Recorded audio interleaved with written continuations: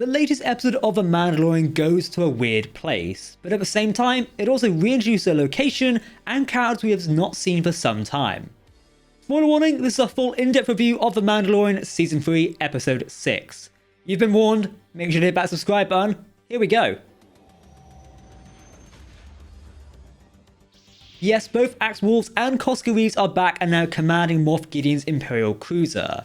While cool, the opening of this episode is also somewhat odd, as the story is a little weak. Yes, it's funny that Mon Calamari and Quarren seem to have run off together and fallen in love, but it's also a little bit meh. That might be the miserable side of me not liking love stories. Anyway, the actual episode works really well, to a degree. But once again, we are somewhat sidetracked from the main story of The Mandalorian in a sense. The episode does give us more quality time with Bo-Katan and Din Djarin. Honestly, if there were more episodes like this, I think it would make some of the weaker series episodes stand out better. The two of them venturing around work really well. Also, the chemistry between Pedro Pascal and Katie Sackhoff works really well. The pair have great humour during their investigations with the droid situation. Given the season's all about the rise of Bo-Katan, it makes sense for her to spend more time with our main character. Ultimately, this episode was somewhat of a distraction from the actual goal. That being Katan and Din Djarin going to see Wolves and his Mandalorian forces. We end up having to do a detective-style mission of running around this planet.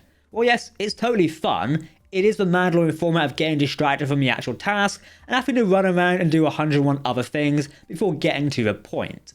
It's not a problem, but it does get tiring sometimes.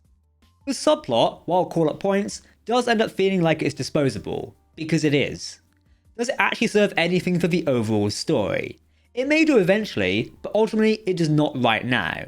Sure, we rehash parts of Din Djarin not liking droids and Bo-Katan willing to run around and do things, but it does feel somewhat like a waste of time by the end of the episode. The pair could have just used their jetpacks and flown to see other Mandalorians. Something simple like that really. Jack Black and Lizzo are two people I did not expect to cameo in The Mandalorian. We knew about Christopher Lloyd for ages, we'll get to him in a moment.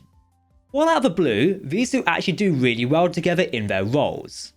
I was pleasantly surprised to see Jack Black. This is the last person I expected to see in The Mandalorian.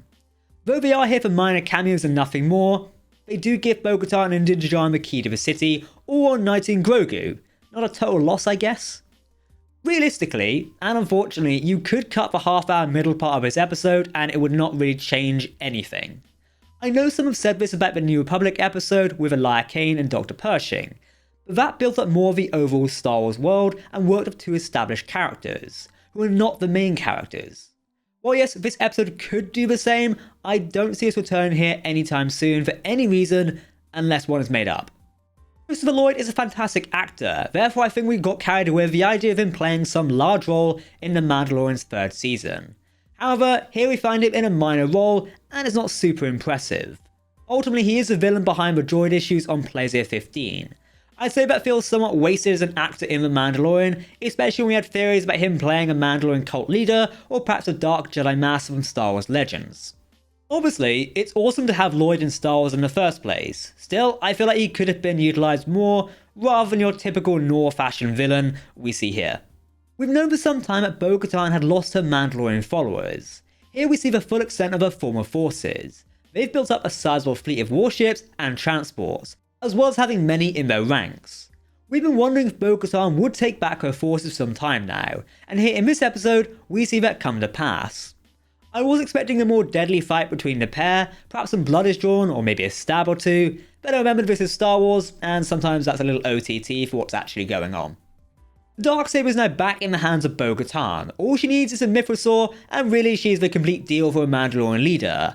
I do wonder how that's going to go down. With only 2 episodes left, there is a lot for the upcoming episodes to deal with, especially when we have to deal with Moff Gideon at some point as well.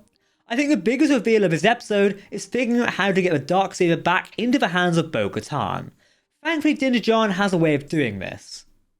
It does feel like it's a little stuck together, I mean literally gaffer taped together, and you've got to wonder if the Mandalorians around them are also buying this story. Regardless, Wolves somewhat buys it, and we go from there. Part of me does wonder if all hell will break loose later on, and we might try and challenge Bo-Katan again for the Darksaber and be the rule of Mandalore. All of this is going to lead to the retaking of Mandalore, and if I had to theorise, taming the Mythosaur. Watch it just break out, and all hell breaks loose. I'm saying it now. While it's fascinating to see the end result of this episode, as well as more time with the Mandalorians, as always, the actual episode feels a bit disjointed. Don't get me wrong, it was total fun to see Christopher Lloyd, Jack Black and Lizzo appearing in this episode. But again, unfortunately you could cut the majority of the episode and it would not affect the overall plot of what's going on. Director Bryce Dallas Howard does a fantastic job at directing this episode. She keeps things visually interesting while also being energetic. While the middle part of this episode is disjointed from the actual plot, it does move along rather fast. Our characters, thankfully, do not spend too much time standing around doing nothing. Whether it's chasing battle droids down the streets of this new location or conversing with other characters, the pacing here works well. Therefore, it does not actually distract you from the events of the episode, nor make you miss the plot. Though, with that saying, I do not like cringy romance discussions, it does make me miss the prequels, but then again, I'm miserable. Oh, we've got to mention the memorable scenes. One, Din Djarin just kicking super battle droids, it sort of gives you that hint of a kid kicking people who've annoyed him. But we've also got Grogu cheating for Lizzo and Jack Black to win whatever game they're playing. It's like George Lucas himself dropped by and helped create this episode. I think sometimes Star Wars does well at embracing the goofiness of the universe it has made. Sure, I love the total serious bits of A New Republic, investigating Moff Gideon, but then we get bits like this where it does make you smile at the end of the day. So while it may be disjointed and not work super well, it was enjoyable.